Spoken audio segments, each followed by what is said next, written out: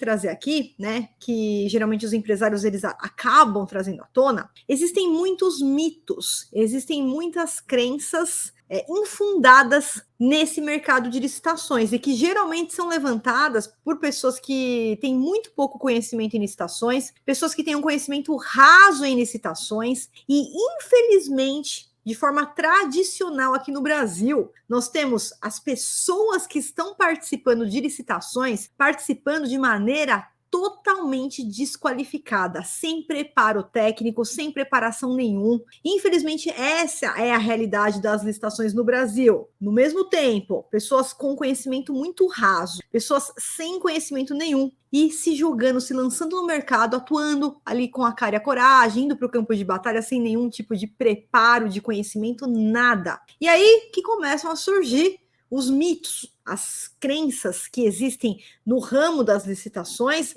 e que são levantadas, como eu disse novamente, por pessoas que não têm conhecimento, por ausência de conhecimento. Então, como a pessoa não sabe como lidar com algumas situações, ela já sai criando ali uma frase, ela já sai criando ali uma crença limitante, que ela escuta também por aí de outras pessoas que também não têm conhecimento, tá? Vou dar aqui alguns exemplos. O primeiro deles é que o governo não paga, tá? Esse é um mito totalmente infundado, equivocado. Por quê? Porque geralmente quando acontece algum tipo de atraso de pagamento pelo governo e que a pessoa fala que o governo não paga, é porque essa pessoa não sabe como trabalhar com a metodologia de pagamento do governo, tá? Então vamos lá, apenas alguns levantamentos iniciais que eu vou fazer aqui com você, tá? O governo, ele paga sim, porque ele é obrigado a seguir diversas legislações. E aqui a gente tem legislação pesada, lei de diretrizes orçamentárias, normas de direito financeiro,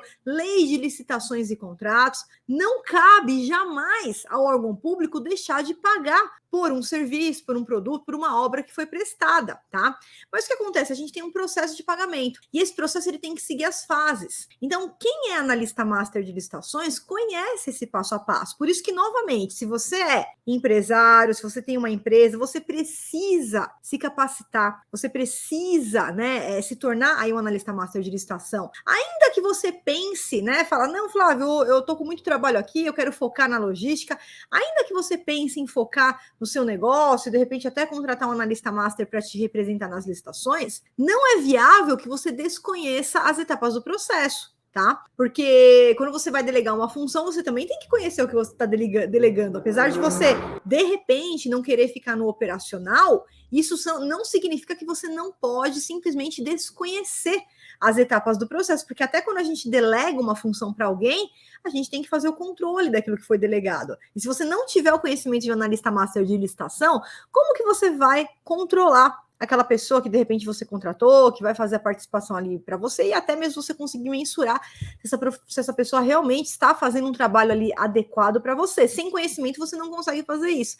Então esse aqui é mais um motivo para você se qualificar como analista master de licitações antes de você pensar em contratar alguém, antes de você pensar em terceirizar o seu setor de licitações ou qualquer coisa do tipo, ou até mesmo você ir para o campo de batalha, que não tem problema nenhum, também você se autorrepresentar nas licitações, participa da licitação, ganha a licitação e faz ali a entrega também do produto, do objeto, porque você é empresário e você que vai ter que cumprir aquele contrato, tá? Então, voltando aqui, por exemplo, a questão do governo não pagar. Então, o governo ele tem que seguir uma série de legislações. Quando você vai participar de uma licitação, depois que você ganha aquela licitação, o órgão ele emite como se fosse uma nota de empenho, e essa nota de empenho tem outros nomes, por exemplo, ordem de compra, ordem de serviço. Isso garante que aquele valor ele já foi reservado, que aquele valor ele tá ali, o órgão ele tem esse valor para fazer jus ao pagamento, né? Então, primeiro você vai lá, ganha a licitação, é emitida uma nota de empenho, uma ordem de compra, uma ordem de serviço, você presta o serviço, entrega o produto, e aí o governo te paga em até 30 dias, tá? E aí o que acontece? Quando se porventura tiver qualquer tipo de atraso de pagamento, tem metodologia para cobrar o governo. Então, quando a pessoa fala que o governo não paga, ou essa pessoa ela não soube lidar com a nota de empenho, foi lá e prestou o serviço de repente sem ter a nota de empenho, sem estar com a nota de empenho assinada, ou aquela pessoa simplesmente não tem acesso a uma metodologia de cobrança efetiva. Dentro da formação em analista master de licitação, que é o meu programa completo de estudos, lá a gente tem uma metodologia completa de cobrança extrajudicial. O que é extrajudicial? Não precisa ser advogado, nada. nada. É o próprio analista master de licitação que aplica os modelos de cobrança e recebe em tempo. E esses modelos, eles funcionam em 99,99% dos casos de forma muito rápida, porque é uma metodologia que já foi validada, já foi aplicada na prática, tanto por mim e também pelos milhares de alunos que já passaram pelo método e que sabem aplicar essas técnicas efetivas de cobrança administrativa. E aí, nesse caso, então, o que acontece? Sem uma metodologia de cobrança, aquela pessoa vai lá, vai ficar ligando para o órgão, isso não resolve, isso não vai resolver de forma alguma. E lá a gente tem um procedimento onde a gente traz para o órgão todas as questões de direito público que ele está simplesmente violando se ele não seguir ali a ordem dos pagamentos, se ele não seguir o cronograma dos pagamentos, e por isso que a gente recebe ali facilmente. Então a gente tem vários equipamentos seguindo o método, a gente tem um método em 4 passos de como você efetuar essas cobranças administrativas. Então, quando tem ali no primeiro dia de atraso de pagamento, a gente já consegue fazer essa cobrança. Claro que quem não tem esse conhecimento, quem não tem conhecimento, vai sair afirmando que o governo não paga porque não sabe lidar com o processo de pagamento que é feito pelo governo. Mas é totalmente seguro e é até mais seguro você fornecer para o governo do que você fornecer para uma outra empresa privada. Porque a outra empresa privada, ela pode até te dar o calote, mas o governo não tem como dar calote. O governo ele não pode dar calote. Tá? Então, os servidores...